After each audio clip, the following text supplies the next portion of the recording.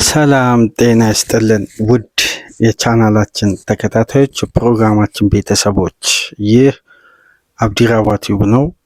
ፕሮግራማችንን ላይክ በማድረግ እንድትጀምሩ፣ አዲስ የሆናችሁ ሰብስክራይብ በማድረግ ለዚህ ቻናል ቤተሰብ እንድትሆኑ የደወል ምልክቷን እየተጫናችሁ ቤተሰብነታችሁን ለዚህ ቻናል እንድታደርጉ በአክብሮት እየጋበዝን፣ እንዲሁም ከሀገር ውጭ የምታደምጡ የቻናላችን ተከታታዮች በሱፐር ስቲከር፣ በሱፐር ቻት፣ በሱፐር ታንክስ ድጋፍ እንድታደርጉ። እንግዲህ ከሰሞኑን ድጋፋችሁ ቀዝቀዝ ብሏል። እስቲ ከሀገር ውጭ ያላችሁ የሁል ጊዜ ድጋፋችሁን ለቻናላችን እንድታበረክቱ የአክብሮት ግብዣችን ነው። ሁለተኛው ክፍል ፕሮግራማችን እንግዲህ ትኩረት የሚያደርገው ወደ አንፊልድ የምሽቱ የሊቨርፑልና 20ኛ ደረጃ ላይ የሚገኘው የወልቭስን ጨዋታ በተመለከተ ይሆናል። ሊቨርፑልና ስሎት ለ7 ተከታታይ ጨዋታ ያለመሸነፍ ጉዞ 4 ተከታታይ ጨዋታ በድል የተጠናቀቀበት 4ኛው የተከታታይ ጨዋታ ድል ምሽት ላይ የተመዘገበበት፣ ከረፍት በፊት አስደናቂ እንቅስቃሴዎች፣ ቅንጅቶች በታዩበት የትናንትናው የአንፊልድ ፍልሚያ መጀመሪያ ጀርሚ ፍሪምፖንግ ማይነስ ያደረገውን በግሩም ሁኔታ ራያን ግራቨንበርክ በማስቆጠር ሊቨርፑልን ቀዳሚ ያደረገ። ባለፈው ሳመር በብሪቲሽ የመጀመሪያ ሪከርድ ሰብሮ በ116 ሚሊዮን ፓውንድ አንፊልድ የደረሰው የ22 ዓመቱ አስደናቂ ቴክኒሽያን የክሬቲቭ አማካይ ፍሎሪያን ቪትዝ በስተመጨረሻም ከ17 ጨዋታ በኋላ ከ21 ሙከራዎች በሊጉ ካደረገበት፣ እንዲሁም በሊጉ 28 ቻንስ ክሬት ካደረገ በኋላ በስተመጨረሻም ከሂጎ ኤኪቲኬ አስደናቂ የእግር ስራ በኋላ ፍሎሪያን ቪትዝ የመጀመሪያ የሊቨርፑል ግቡን በወልቭስ ላይ በማስቆጠር የግብ አካውንቱን በከፈተበት የምሽቱ ጨዋታ ከረፍት በኋላ ወልቭሶች 1 ግብ አስቆጥረው ጫና መፍጠር ችለው ነበር። ስሎትና ሊቨርፑል በስተመጨረሻ ከረጅም ጊዜ ከወራቶች በኋላ ወደ ቶፕ 4 በድጋሚ መመለስ የቻሉበት፣ በ32 ነጥብ 4ኛ ደረጃ ላይ መቀመጥ የቻሉበትን ድል ማስመዝገብ ችሏል። እስቲ በዚህ ጨዋታ ዙሪያ እንወያይ፣ አንዳንድ ነጥቦችን እናንሳ። ለመጀመሪያ ጊዜ ሊቨርፑሎች እንግዲህ በአዳዲስ ፈራሚዎች ቀጥተኛ ተሳትፎ ከቶትንሃሙ ጨዋታ በኋላ በድጋሚ ትናንት ምሽት የአዳዲስ ተጫዋቾች ተሳትፎ በታየበት የምሽቱ ጨዋታ ድል ሊቨርፑልን እንዴት ተመለከታችሁ? ሁለት የተለያየ አይነት 45፣ ሁለተኛው 45 ለደጋፊዎች ብዙም ሳቢ ያልነበረ፣ ጥንቃቄ የተሞላበት ነገር ግን ጫናዎችን የመቋቋም አቅም እንደገና በሌላ ጨዋታ ተፈትኖ ያመሸበት፣ ትላልቅ ለውጦች በተደረጉበት የመጀመሪያ ምርጥ 11 ከትናንት በስቲያ ያለፉትን ከቅዳሜ በፊት በነበሩ 2 ቀናት ትሬኒንግ ላይም ያልተሳተፉ ተጫዋቾች ቋሚ ሆነው በጀመሩበት፣ እንዲሁም የሊቨርፑል የዘንድሮ ሲዝን ምርጡ ተጫዋች ከመጀመሪያ የሊግ ጨዋታ ትናንት ለመጀመሪያ ጊዜ ጨዋታ እስካመለጠው ድረስ አስደናቂ የነበረው ዶሚኒክ ሶቦስላይ በሌለበት፣ አሌክሳንደር ኢሳቅን ጨምሮ በጉዳት እነ ጆይ ጎሜዝም ባልተሰለፉበት የወልቭሱ ጨዋታ ሊቨርፑል ምን አይነት መልክ ነበረው? በመጀመሪያ 45 አስደናቂ፣ ሁለተኛ 45 ጥንቃቄ ለመምረጥ ኢንጌም ማኔጅመንቱ አሁንም በአንገብጋቢና በአስቸኳይ ከፍተኛ ጥገና፣ እንዲሁም የታክቲክ ባላንስ፣ የታክቲክ ቅንጅት በተብላላ ሁኔታ ሊሰራበት እንደሚገባ በድጋሚ በሌላ ፊክስቸር የተመለከትንበት የሊቨርፑል ኢንጌም ማኔጅመንት ክፍተት ያየንበት ሁለተኛ 45 ነበር። ጨዋታውን እንዴት ተመለከታችሁት? በተለይ ትናንት በቅድመ ጨዋታ ግምገማችን ወቅት እንዳነሳ ነው የዲዬጎ ዦታ ልጆችን በአንፊልድ እንግዲህ ለሁለቱም ክለቦች መጫወቱን ተከትሎ የትናንትናው ጨዋታ ለጆታ ታሳቢነት የዋለ አስደናቂ ድባብ የነበረው ጆታን በመዘከር የተጀመረ ጨዋታ ነው። እንግዲህ ዴኒስ እና ዱሬት የሚባሉትን ሁለቱን ልጆች ቫንዳይክ ይዞ በመግባት ወደ ሜዳ ከሁለቱ ህጻናት ጋር ቫንዳይክም ጨዋታው ከመጀመሩ በፊት ኳስ እየተቀባበለ ሁለቱን የጆታን ልጆችን በማጫወት በተለየ የሊቨርፑላዊ ስሜት ያለውን ትስስር ጥሩ ባህል ባለው ክለብ ውስጥ ከፍተኛ መነቃቃትን ለዲዬጎ ጆታ ቤተሰቦች ከጎናቸው እንደሆኑ ያሳዩበት ልጆቻቸውን እንግዲህ የጆታን ልጅ ሁለቱን ልጆች ቫንዳይክ ወደ ሜዳ እንደ ማስኮት ይዞ በመግባት ከነሱ ጋር የተወሰኑ ደቂቃዎችን ሜዳ ውስጥ ቆይታ በማድረግ ደጋፊው ያን ሀዘን እያስታወሰ ጆታን እየዘከረ በዝማሬ እንግዲህ በተጀመረው ጨዋታ ነው ሊቨርፑል 2-1 ማሸነፍ የቻለው። ጆታን በማስታወስ የተጀመረ አስደናቂ አንፊልድ ድባብ የታየበት በዊል ኔቨር ዎክ አሎን ደምቆ ጨዋታው እንግዲህ ለአርነ ስሎት ብዙም ከባድ አይሆንም የሚል ግምት ነበር። ግን ሁለተኛ 45 ሌላ መልክ ነበረው። ወደዛ ከመምጣታችን በፊት ሊቨርፑል እንዴት ነበር? በተለይ የመጀመሪያ ምርጥ 11 ላይ እንደ ተጋጣሚው አይነት አርነ ስሎት አንዳንድ ውሳኔዎችን በመቀየር ነበር የትናንትናውን ጨዋታ የጀመሩት። በቶትናሙ ጨዋታ መጠነኛ ጉዳት አስተናግዶ ተቀይሮ ወጣው። አርብ ዕለትም ትሬኒንግ ላይ ያልነበረው ኮነር ብራድሊን ቤንች ላይ ወደ ቤንች በማውረድ ጀሬሚ ፍሪምፖንግን ቀኝ ፉልባክ ላይ በማሰለፍ እንዲሁም አርብ የመጨረሻውን ትሬኒንግ ያልሰራው ኢብራሂም ኩናቴ በቋሚነት የጀመረበት ሚሎስ ኪርኬዝ ፍጹም መሻሻል፣ ባለፉት ጨዋታዎች ምርጥ መሻሻል፣ የሚታይ መሻሻል እና የወትሮውን የበርንማውዙን ብቃት ለማምጣት ጥሩ መሻሻልና እድገት ባሳየበት ከቫንዳይክ ጋር እነዚህን 4 ተጫዋቾችን በተከላካይነት በመምረጥ ነው እንግዲህ ስሎት የመጀመሪያ ምርጥ 11ቸውን በተከላካይ ስፍራ የኮነር ብራድሊ በጀሬሚ ፍሪምፖንግ ቀይረው ነበር ፖዚሽኑን የጀመሩት። እንዲሁም በአማካይ ስፍራ ዶሚኒክ ሶቦስላይ አለመኖሩን ተከትሎ ሽግሽጎች ነበሩ።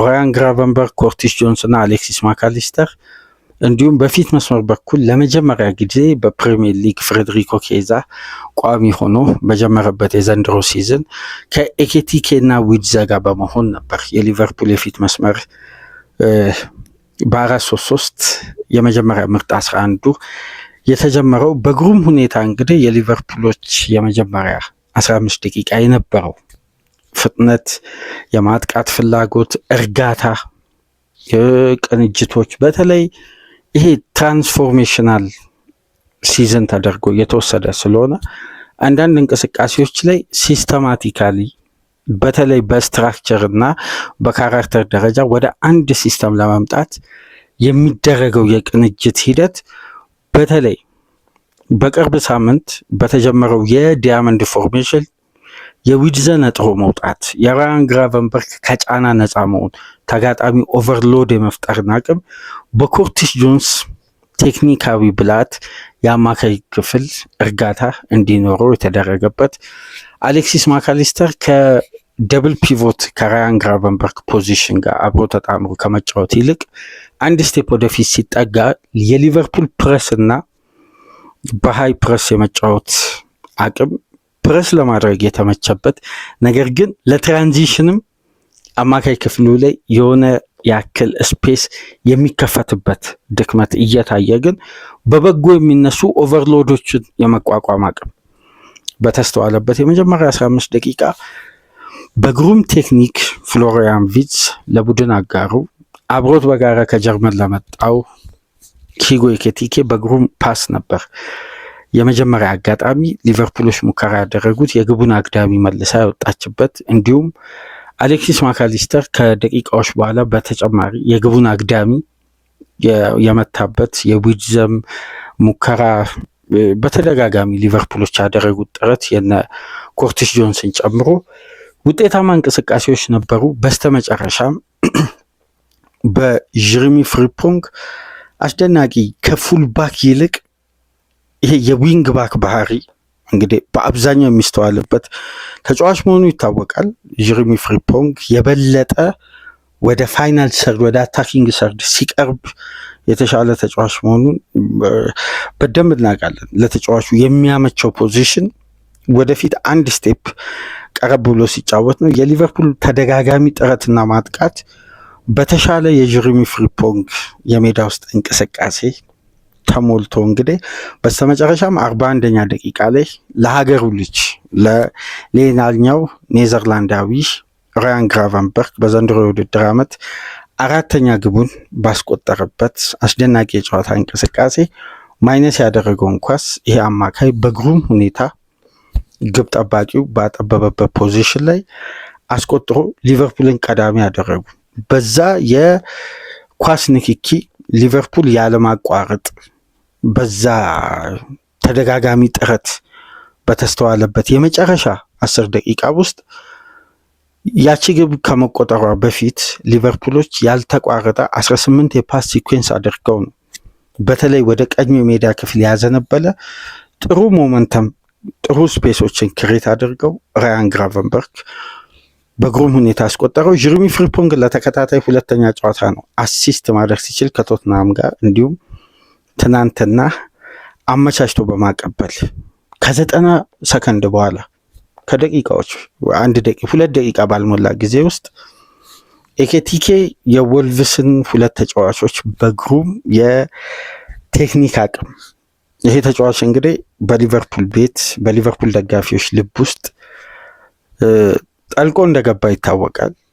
ዝማሬው በየደቂቃው ተጫዋቹ ኳሶችን በነካ ቁጥር ደጋፊው ከፍተኛ መነቃቃት እንዲሁም ለተጫዋቹ ትልቅ ድጋፍ ድምፅ እያሰሙ ከጎኑ እንደሆኑ ሁሌም በየጨዋታዎች የሚያነሱ ሊቨርፑልን ከምንም ላይ እንግዲህ እያነሳ የሚገኝ ተጫዋች ነው። ባለፉት ጨዋታዎች በ3 ጨዋታ 5 ግብ አስቆጠረ። ትናንትና ለቡድን አጋሩ ለፍሎሪያን ቪርትዝ በግሩም ቴክኒክ ነው ከክንፍ ላይ በተነሳ ከግራ ክንፍ በተነሳ እንቅስቃሴ አስደናቂ ስሩ ቦል አቀብሎ በመጀመሪያ ተቹ እንግዲህ አንድ ቴክኒሻል ተጫዋች ከዚህ በፊት በተለያዩ ፕሮግራሞች ላይ አንስተናል። የመጀመሪያ ተች የተጫዋች ካልተበላሸ የኳሷ እንቅስቃሴን ተቀብሎ የሚያረጋጋበት የመጀመሪያ ተችን ለተመለከተ ቴክኒሻል ተጫዋቾች በመጀመሪያ ተቻቸው ይታወቃሉ ይባላል እና የዊትዝ ጋር የመጀመሪያ ተችና የግብ ጠባቂው መውጣት አይቶ ያስቆጠረበት ቴክኒክ የተጫዋቹን ኳሊቲ ያየንበት በተለይ ትልቁ ጉዳይ የዊትዝ በራስ መተማመን ከጨዋታ ፍጹም እያደገ የመጣው ባለፉት ጨዋታዎች ሊቨርፑል በአንፊልድ ብራይተንን ሲያሸንፍ የነበረው የዊትዝ እንቅስቃሴ፣ ቶትናምን ሲያሸንፍ የነበረው የተጫዋቹ እንቅስቃሴ በቶትናም ጨዋታ አሲስት ማድረግ ቻለ ለአሌክሳንደር ኢሳቅ የነበረው ጥረት፣ ፍላጎት፣ በራስ መተማመን ልክ በዌስትሃሙ ጨዋታ ማን ኦፍ ዘ ማች እንደተባለው አስደናቂ ሙሉ ሜዳውን በነፃነት የመጫወት ለዚህ ደግሞ ዋነኛ መነሻ ምን እንደሆነ ከማይክም ጀርባ ከተለያዩ አድማጮች ጋር ከሀገር ውጭም ከሚያደምጡን አድማጮች ጋር የተወያየንበት አንድ ትልቅ መወያያ የራሳችን ነጥብ ነበር። ከዚህ በፊት በተደጋጋሚ ይህን ጉዳይ በአንዳንድ ፕሮግራሞች አንስተናል። ነገር ግን ጠለቅ ያለ ዝርዝር ጉዳዮች ላይ አልገባንም ነበር። የትናንቱ ጨዋታ ግን የተጫዋቹ ግብ ማስቆጠር ብቻ አይደለም። በቅርብ ሳምንት ዊትዝ ለምን ምርጥ ሆነ? ከዚህ በፊት የሚነሳ ጥያቄ ነበር። ተጫዋቹ አንደኛ የሊጉን ኢንቴንሲቲ አለመልመዱ የሚል የሁሉም ሚዲያን ያስማማ ሀሳብ ነበር። ግን አባ ከማይክ ጀርባ አንድ ጉዳይ ነግረኝ ነበር። የሊቨርፑል አማካይ የተቀናጀበት ሲስተምና ስትራክቸር ብቁ ስላልሆነ ዊትዝን ውጦታል እና ዊትዝን ይሄ የወርክ ሬት ተጫዋች አድርገውታል። ስሎት ኦፍ ዘ ቦል ያለው ሚና በርካታ ሜዳዎችን ከቨር ያደርጋል። ከኳስ ጋር የሚያደርገው ቆይታ ግን አነስተኛ ነው። እዚህ ተጫዋች ጋር የሚደርሱ የኳስ ቁጥሮች ከአማካዩ የሚሄደው የትራንዚሽን ኳሶች ቁጥራቸው አነስተኛ ስለሆነ ዊትዝ ፕረስ በማድረግ በመንጠቅ በመጋጨት በዚህ ደቃቃ አካል ብቃቱ ተጫዋቹ ስራው ከቴክኒኩ በላይ ሆኖ ተጫዋቹ እንዲዋጥ ምክንያት ሆኗል እንጂ ዊዝ ኳሊቲው በሌላ አሰልጣኝ ቢሆን በነ የርገን ክሎፕ ውስጥ ቢጫወት ይሄኔ በሊጉ ላይ ስለዚህ ተጫዋች በየቀኑ የሚወራበት ብቃት ያሳያል። ስለዚህ የስሎት ሲስተም እንጂ የዊዘ ብቃት አይደለም የሚል በአንድ ፕሮግራምም ይሄን አስተያየት አንስቶ ነበር። ይሄን ጉዳይ ግን በበለጠ የቀየሩበት የታክቲክ ልዩነት አምጥቷል። ባለፉት በተለይ ከኢንተር ሚላኑ ጨዋታ ከሳላ ውዝግብ በኋላ ከሊድሱ ጨዋታ በኋላ ያመጡት የታክቲክ ለውጥ ሺፍት ማድረግ ዊዘን በቀጥታ የጨዋታ አጋጣሚዎችን ሁሉ ክሬት እንዲያደርግ ለምሳሌ ይሄ ተጫዋች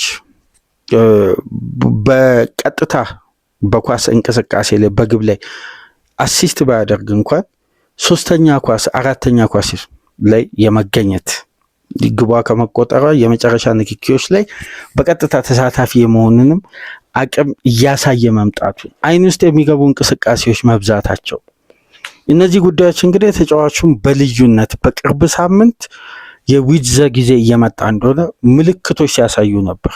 ያለፈው ሳምንት አሲስት አደረገ። አሁን ደግሞ ኳስና መረብን በአንፊልድ አስቆጠረ። እንደምታስታውሱት በሰንደርላንዱ ጨዋታ ከሱ የተነሳሽ ኳስ ዲፍሌክት ሆና ነበር የገባችው። ለዊድዘ በሶሻል ሚዲያ እናስታውሳለን ወደ ብዙ ሚሊዮን ሪያክት ያደረጉበት ዊድዘ የመጀመሪያ ግቡን አስቆጠረ ተብሎ በጠቅላላ በሶሻል ሚዲያው በሚሊዮኖች ዘንድ ሪያክት ከተደረገ በኋላ ግቡ የጸደቀው ምክንያቱም ዊድዘ ሲሞክር የግቡን አንግል ስላላገኘ በሰንደርላንዱ ተጫዋች ነበር የጸደቀው እና መጥፎ አጋጣሚ ተደርጎ ተነሳ። በስተመጨረሻም በቅርብ ሳምንት ተጫዋቹ እንግዲህ ባሳየው ፍጹም መሻሻል ሊቨርፑልም እንደ ቡድን ፍጹም ቅንጅት ውስጥ መጥቷል ባይባልም ግን ከፍተኛ መሻሻል ያሳየባቸው የማጥቃት እንቅስቃሴዎች ውስጥ ትልቁ ሚና ትልቁን ኃላፊነት ወስዶ ይሄ ተጫዋች በተለይ በራስ መተማመኑና አዲሱ ታክቲክ የሰጠው ነፃነት ተጫዋቹን ከሳምንት ሳምንት እየጎላ ወደዛ ወደ ተጠበቀው የዊድዘ ኳሊቲ እየመጣ እንደሆነ አሳይቷል። ወደ ተጠበቀው ዋና ለምን ኤድዋርድ 116 ሚሊዮን ፓውንድ እንዲከፈል ለዚህ ተጫዋች እንደፈቀደ ካሁን በኋላ ስለዚህ ተጫዋች ከሳምንት ሳምንት የምንነጋገርበት ብቃት ማየት የምንጀምርበት ወቅት እንደሆነ ሌላ ማረጋገጫ ሰጠን። የቶትናሙ ጨዋታ የጨዋታው ኮከብ የሚያስብል በሊቨርፑል ተጫዋቾች ውስጥ በቁጥር በሚጠቀሱ የሚታይ እንቅስቃሴ ሲያደርግ የነበረ የኢሳቅ የጨዋታ የመጨረሻ አጋጣሚ ግብ ኳስና መረብን አገናኝቶ በዛ አሰቃቂ ጉዳት ተቀይሮ እስከሚወጣ ድረስ የዊድዘ ኢሳቅ በፕሪሚየር ሊጉ ሁለተኛ ግቡን እንዲያስቆጥር አመቻችቶ ያቀበለበት በዛ ጨዋታ ብቻ 4 ቢግ ቻንሶችን ክሬት አድርጎ አንዱን ብቻ የተቆጠረበት ተጫዋቹ እድለኛ አልነበረም። የሊቨርፑል ተጫዋቾች ከዚህ ተጫዋች ክሬት የሚደረገውን ኳስ እያስቆጠሩ አልነበረም እና በስተመጨረሻም በግሩም ቴክኒክ ከኤኬቲኬ ስሩቦል የተሰጠውን ኳስ አስቆጥሮ አንፊልድ ብቻ ሳይሆን የሊቨርፑል ተጫዋቾችን በደንብ አስተውላችሁ ከሆነ ዊድዘ ሲያስቆጥር ያሳዩት ሴሌብሬሽን ዘንድሮ ሊቨርፑል ትላልቅ በመጨረሻ ደቂቃ ግቦችን ሲያስቆጥር መጀመሪያ አካባቢ በውጤት ቀውስ ውስጥ እያለ አንዳንድ ጨዋታዎችን ሲያሸንፍ የሚያሳዩት ሴሌብሬሽን እና ተነሳሽነት ሁሉ ይለያል።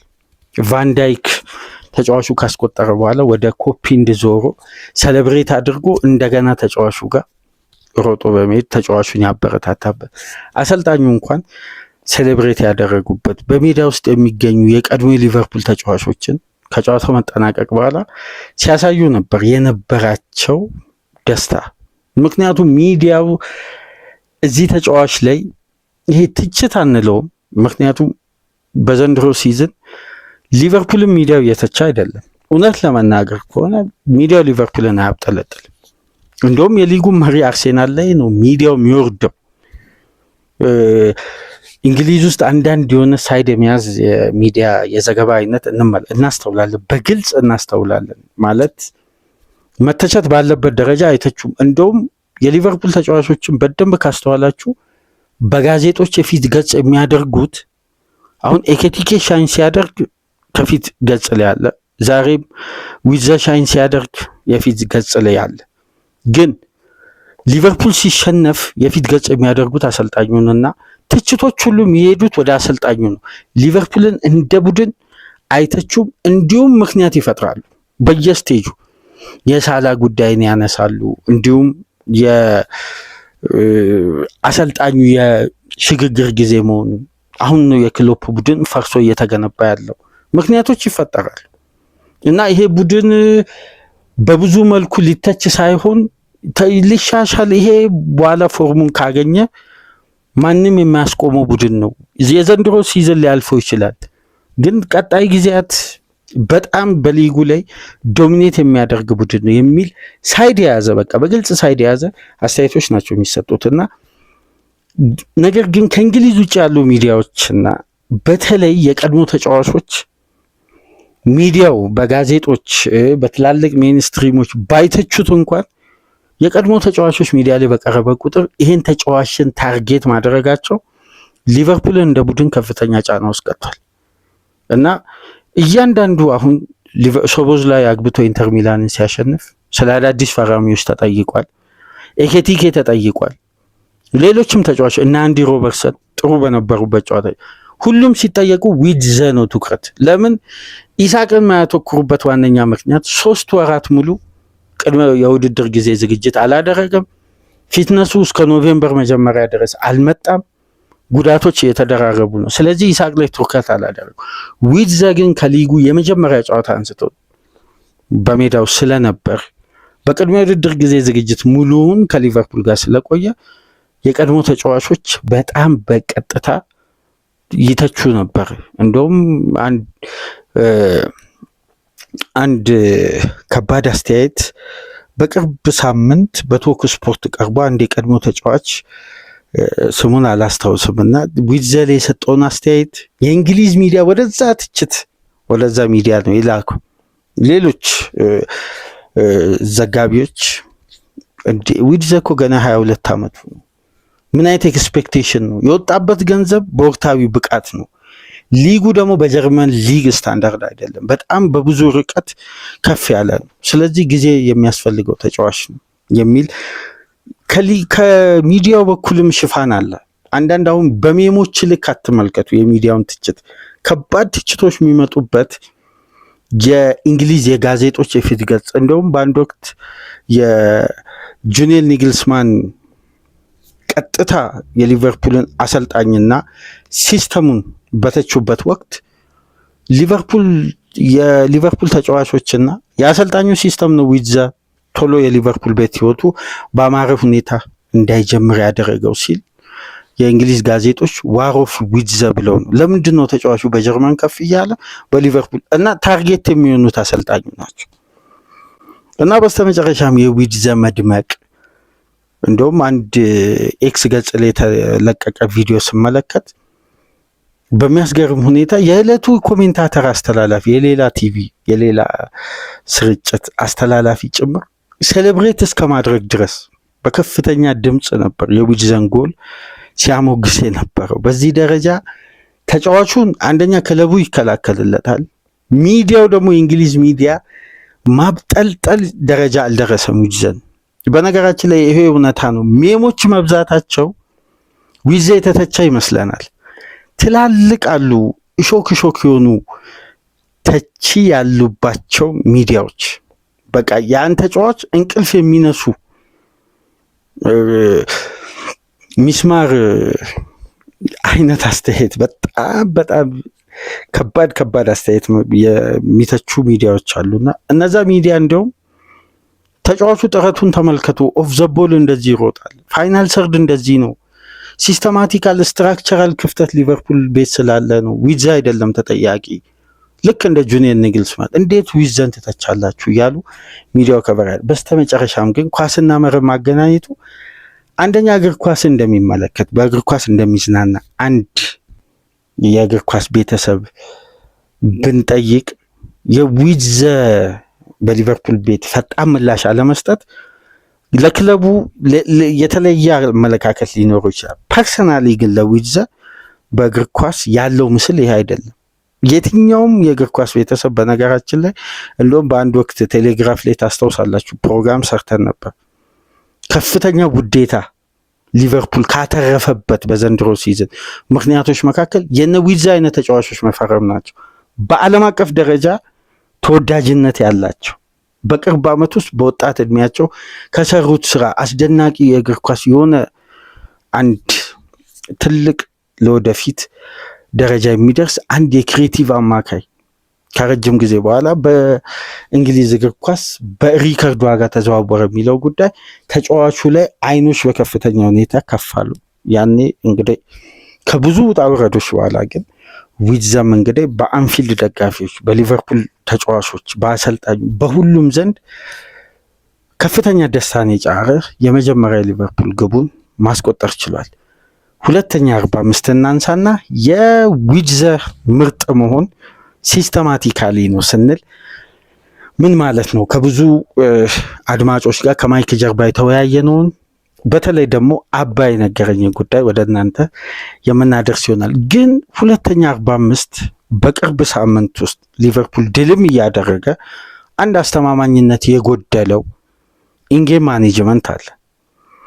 ሊቨርፑል እየመራ ጨዋታው ላይ 1-0 ሊሆንም ይችላል፣ 2-0 አንድ ግብ ሲቆጠርበት ክለቡ የሚደናበርበት መንገድ ከዛን የመጨረሻ 20 ደቂቃዎችን በከፍተኛ ውጥረት የተጫዋቾች ለውጥ የማያስተካክለው ሎድን ለመቋቋም የሚቸገርበት የተዘበራረቀ የመከላከል ስትራክቸር አማካዩን አጥቂው ተከላካዩ የሚነጣጠልበት ስትራክቸራል የአምናው ያ ጌም ማኔጅመንት ጥንቃቄው ፍጹም የጠፋበት አሁን እያሸነፈ መቀየር እያሸነፈ መሻሻል እያሸነፈ ክፍተቱን መድፈን አንድ ቡድን በበጎ የሚነሳ ነው።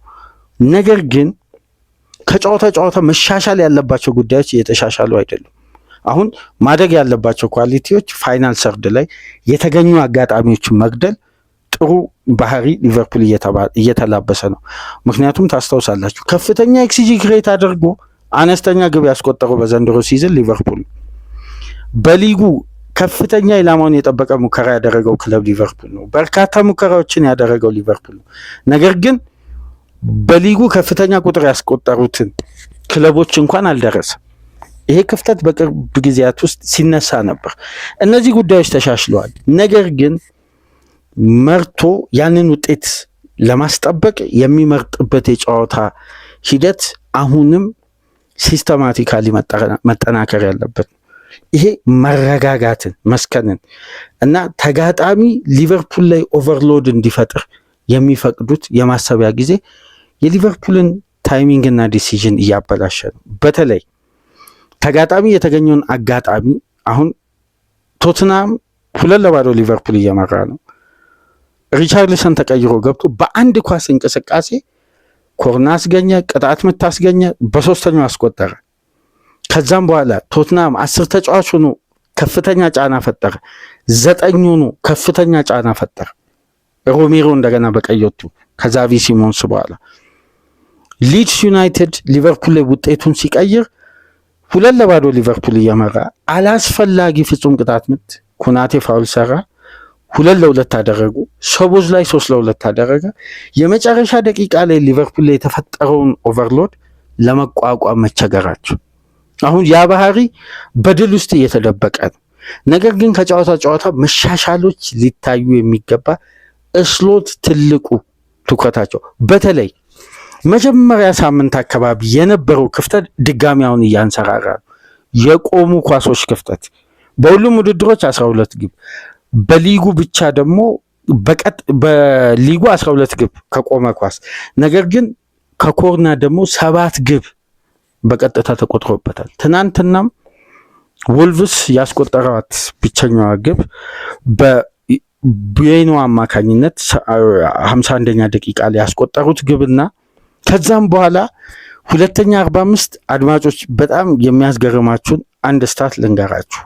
ሊቨርፑል በጨዋታው 1.56 ኤክስጂ ነው ክሬት ያደረገው። ነገር ግን ወልቭስ 1.07 ኤክስጂ ነው ክሬት ያደረገው። ነገር ግን ወልቭስ 1.7 ኤክስጂውን 1.07 ይቅርታ ክሬት ያደረገው ሁለተኛ 45 ሙሉ። ሊቨርፑል ግን በ90 ደቂቃ ነው 1.56 ኤክስጂ ክሬት ያደረገው። አሁን ልዩነቱ እዚህ ጋር ነው።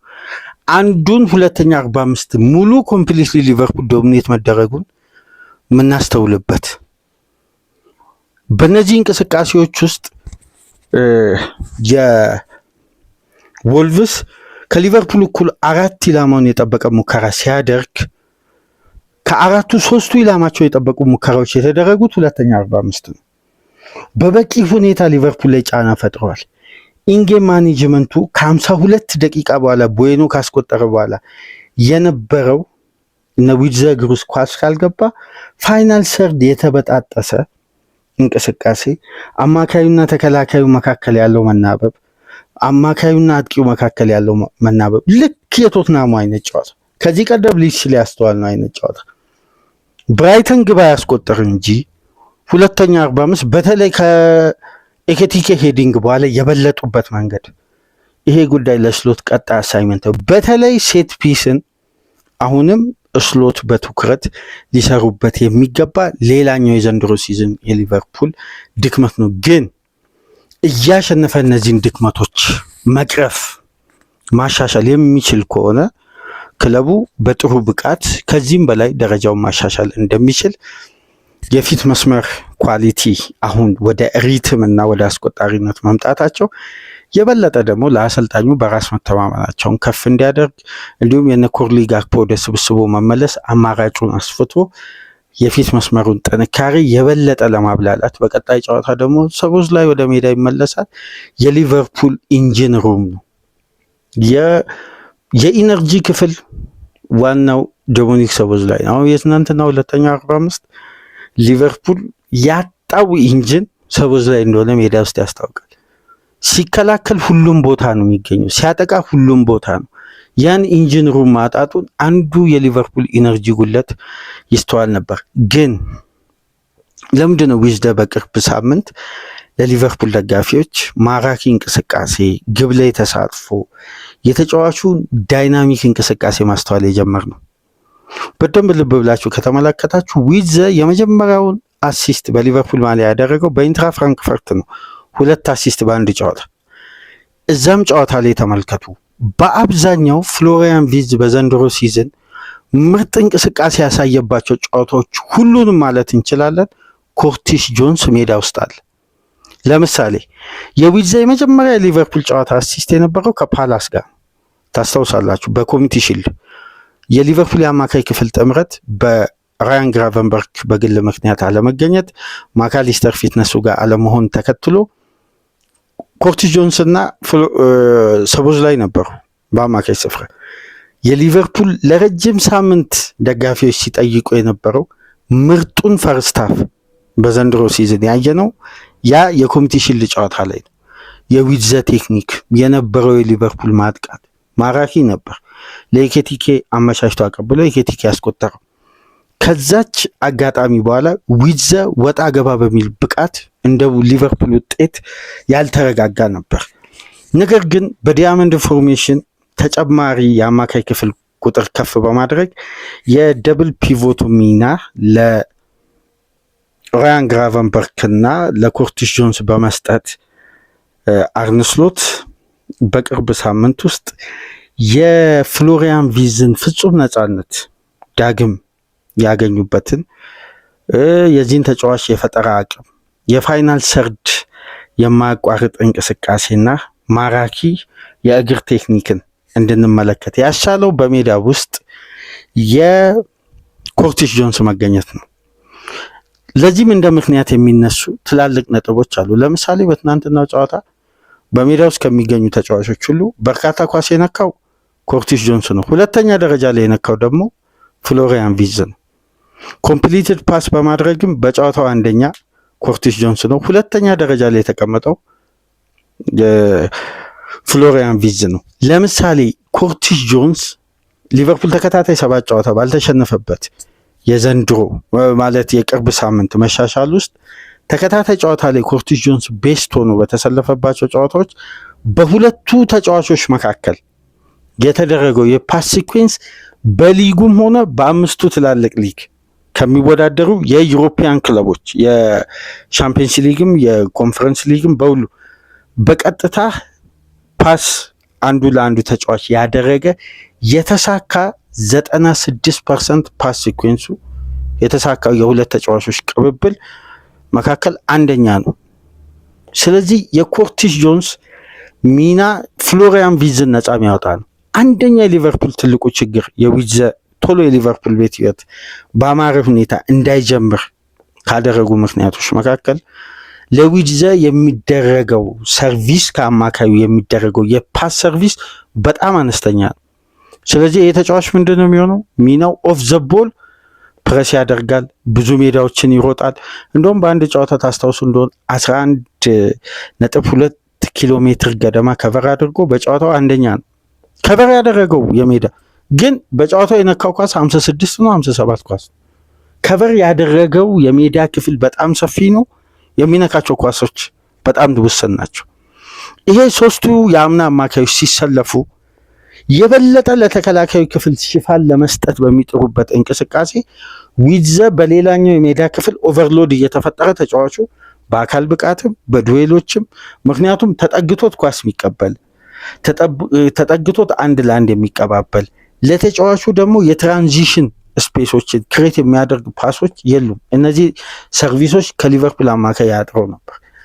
ጆንስ ልክ መሰለፍ ሲጀምር ልክ እንደምናስታውሰው እንደ ፓላሱ እንደ ኢንትራ ፍራንክፈርቱ ታስታውሳላችሁ። የኢንትራ ፍራንክፈርቱን ጨዋታ 222 ኳሶችን ነክቶ 202 የተሳኩ ፓሶችን አድርጓል ኮርቲስ ጆንስ። ዊትዘ የዛ ጨዋታ ማን ኦፍ ዘ ማች ተብሏል። እና በቅርብ ሳምንት በልዩነት የሚታይ ብቃት ዊትዘው ስንመለከት ኮርቲስ ጆንስ የተጫዋቹን ሰርቪስ በአግባቡ አሁን እየተወጣ ይገኛል፣ ሰርቪስ በማድረግ ለተጫዋቹ። ይሄ ደግሞ የማካሊስተርን ግራቨንበርክ የሶቦዝ ላይ ጫና ቀንሶ ወደ ሊቨርፑል ፋይናል ሰርድ የሚሄዱ ኳሶች ላይ ጠጋ ብሎ ወደ ተጫዋቹ ፖዚሽን ላይ የአንድ ለአንድ ግንኙነቶችንና ዊትዘ ፖዚሽን ላይ የሚፈጠረውን ኦቨርሎድ እየተጋራ ተጫዋቹን ነፃ ያወጣል። ያኔ ዊትዘ ነፃነት ሲያገኝ በራስ መተማመኑ ከፍ አለ። በቅርብ ሳምንት ልዩነት መፍጠር ጀመረ። ለምሳሌ በአምስቱ ትላልቅ ሊግ ፋይናል ሰርድ በየጨዋታው 30.6 የተሳኩ ፓሶችን በማድረግ ላለፉት 6 ተከታታይ ጨዋታ ብቸኛ ተጫዋች ነው ኮርቲስ ጆንስ በአማካይ ማለት ነው። እንዲሁም የመጨረሻ የተሳካ ፎርዋርድ ፓስ በማድረግ በፕሪሚየር ሊግ የሚገኝ አማካይ በአምስቱ ትላልቅ ሊግ አንደኛ ኮርቲስ ጆንስ ነው። 20.72 የተሳኩ ፎርዋርድ ፓሶች። በጣም በሚያስገርም ሁኔታ ከነዚህ ፓሶች ውስጥ 79.4% ፓስ ሪሲቭድ ያደረገው ተጫዋች ፍሎሪያን ቪርትዝ ነው። አሁን ቅድም መግቢያ ላይ ያነሳውላችሁ ነጥብ ማለት ከአማካዩ የሚሰጠው ሰርቪስ ለፋይናል ሰርድ ለአታኪንግ ሰርድ ተጫዋቾች በጣም የሊቨርፑል የፓስ ሲኩዌንስ ያነሰ ነው። ስለዚህ ተጫዋቹ ምን በዛ ወርክ ሬቱ ሜዳን ያካልላል። ከዚህኛው ክንፍ እዛኛው ክንፍ ስፔስ እየፈለገ ኳስ በሚጠይቅበት ወቅት ማካሊስተር ላይን ብሬኪንግ ፓሱ በጠፋበት፣ ራያን ግራቨንበርክ ፕሮግሬሲቭ ፓሱ በጠፋበት የዘንድሮ ሲዝን ይሄ ተጫዋች ተነጥሎ የወጣበት ገንዘብና የተጫዋቹ አስተዋጽኦ ሊጣጣም አልቻለም። ይሄ የሊቨርፑል እንደ ቡድን የፈጠረው ክፍተትና ትልቅ ጉለት ነው። አሁን የጆንስ ምርጥ መሆን የአማካይ ክፍሉ መረጋጋት አይታችሁ እንደሆነ የበፊቱ አይነት የአማካይ ክፍል ኦቨርሎድን ሊቨርፑል ለመቋቋም አሁን አይቸገርም። ተከታታይ ጨዋታዎች ላይ ያየነው በጎ ጉዳይ የረጃጅም ኳሶች ክፍተት እንጂ አማካዩ ላይ ኦቨርሎድ የትኛውንም አማካይ አሁን በቀላሉ የሊቨርፑልን አማካይ አያሸንፍም። ሊቨርፑል ከአማካዮች የሚነሱ ኳሶችን ደግሞ አሁን የበለጠ ማጥቃቱን አጠናክሯል። ለዚህ ደግሞ ትልቁ ምክንያት ኮርቲስ ጆንስ ነው። የዊትዘ ሰሞነኛ ብቃት በከፍታ ላይ መገኘት ዋነኛ ምክንያት የሆነው የኮርቲስ ጆንስ ልዩ አገልግሎትና ለዊትዘ የሚያደርገው ሰርቪስ ነው። ይሄ ደግሞ በአዲሱ ዲያመንድ ፎርሜሽን ታስታውሱ እንደሆነ ወደኋላ መለስ ብላችሁ ካደመጣችሁ ማለት በርካታ አድማጮች አድምጣችሁታል፣ ግን አዲስ የሆናችሁ ደግሞ ዲያመንድ ቲዮሪ የሚለውን አንድ አርብ ምሽት የሰራ ነው። ከ15 ቀን በፊት አንድ ፕሮግራም አለ። እዛ ላይ ያነሳናቸው ነጥቦች ውስጥ አንደኛው የዊዝና የኮርቲስ ጆንስ በስፔሶች መሃል የመግባባት ቴክኒካሊ የመዋሃድ አቅም ነው። ያ ደግሞ የበለጠ ዊዝን ከፍ ያደርገዋል ስንል ነበር። በዛም እንግዲህ በቅርብ ሳምንት ውስጥ ልዩነት መፍጠር ችሏል። በትናንትናው ጨዋታ ብቻ 104 ኳሶችን ማንካት ችሏል። ከነዚህም ውስጥ ተጫዋቹ በአጠቃላይ 92.6 በመቶ ፓስ አኪሬሲው በስኬት መጠናቀቁን ተከትሎ አንድ ግብ ከሁለት ሾት ሙከራዎች በኋላ አንድ ኢላማውን የጠበቀ ሙከራ ወደ ግብነት በመቀየር 0.66 ኤክስጂ ክሬት በማድረግ በሙሉ ጨዋታ ሊቨርፑል 1.56 ኤክስጂ ነው እንደ ቡድን ክሬት ያደረገው። ከዚህ ውስጥ 0.66ቱ ክሬት የተደረገው በፍሎሪያን ቪትዝ ነው። 3 ኪ ፓሶችን በማድረግ 0.48 ኤክስፔክትድ አሲስት በማድረግ በጨዋታው እንዲሁም ከ8 7ቱን ድሪብሎች በማሳካት ከ15 13ቱን ዱዌሎችን በማሸነፍ ከሁለት ታክሎችን በማሸነፍ እንግዲህ የጨዋታው ኮከብ በመባል በፕሪሚየር ሊግ እንግዲህ ደማቅ በክሬቲቪቲ ተጫዋቾች ሳምንት ዊዝዘ ደምቆ ያመሸበት ጨዋታ ነበር። የክሬቲቭ ተጫዋቾች በነገራችን ላይ ሳምንት ነው ይሄ። ሮያን ቸርኪን ተመልከቱ፣ አሲስት አደረገ፣ ግብ አስቆጠረ። ማርቲን ኦዲጋርድን ተመልከቱ፣ አስቆጠረ፣ ዊዝዘ ግብ ማስቆጠር ቻለ። ሞርጋን ሮጀርስ አሲስት አደረገ። የክሬቲቭ አማካዮች ሳምንት ነው እና በዚህ በክሬቲቭ አማካዮች ሳምንት ፍሎሪያን ቪትዝ በሊቨርፑል ማሊያ የመጀመሪያ ግቡ እንግዲህ በስተመጨረሻም በአንፊልድ አስቆጥሮ የሊቨርፑል ደጋፊዎችን ተጫዋቾችን ፍጹም በደስታ ባንበሸበሸበት የምሽቱ ጨዋታ በግራቨንበርች እና በዊዝዘ ግብ ሊቨርፑል ወልቭስን አሸንፎ ደረጃውን ወደ 4 ከፍ በማድረግ በ32 ነጥብ 4ኛ ደረጃ ላይ የተቀመጠበትን ድል አስመዝግቧል። በዚህ ጨዋታ ዙሪያ እንግዲህ ይህን ያክል ደቂቃ በሊቨርፑል ድል ላይ ቆይታ አደረግን። ከዚህ ፕሮግራም በመቀጠል ሮያን ቸርኪ እንግዲህ የፕሪሚየር ሊጉ አዲሱ ዲብሮይን የመሆኑን ጉዳይ ከጨዋታ እያረጋገጠልን መጥቷል። ትናንትና አስቆጠረ፣ አሲስት አደረገ። የጨዋታው ልዩነት ነበር። ሮያን ቸርኪ ግን ለምንድን ነው በሲቲ ቤት በፍጥነት አዳፕት ያደረገው? መጀመሪያ የተተቸው ተጫዋች ሁለተኛ ዙር ከጉዳት ሲመጣ ቸርኪ ነው ማርክ ለማድረግ አይመችም። ሲቲንም ማስቆም እየከበደ ነው በቸርኪ የፋይናል ሰርድ እንቅስቃሴ። ይሄ ለምን ሆነ? ምክንያቶችን እንዘረዝራለን። ምክንያቱም ይሄ ሳምንት በልዩነት ትላልቅ ጉዳዮች የምናነሳው ክሬቲቭ አማካዮችን በሚያጠፋ የዘመናዊ የሎ ብሎክ ስትራክቸር የተጀመረው የእንግሊዝ እግር ኳስ 2025-26 ምን ያክል አስቀያሚ እንደሆነ ከዚህ በፊት እያነሳን ነበር።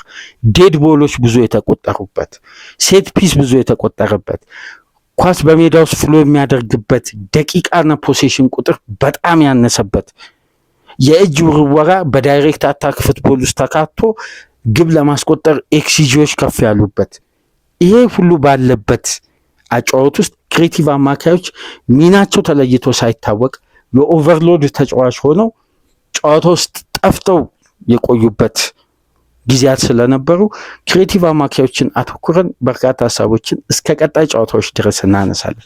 ለማንኛውም ግን የቸርኪን ጉዳይ እናነሳለን። የዋትኪንስ አስደናቂ ሱፐር ሳብ የሆነበት ከ59 ደቂቃ እስከ 70ኛ ደቂቃ ድረስ የተፈጠረውን የስታንፎርድ ብሪጅ ተአምርንም በአራተኛ ፕሮግራም ይዘላችሁ እንመጣለን።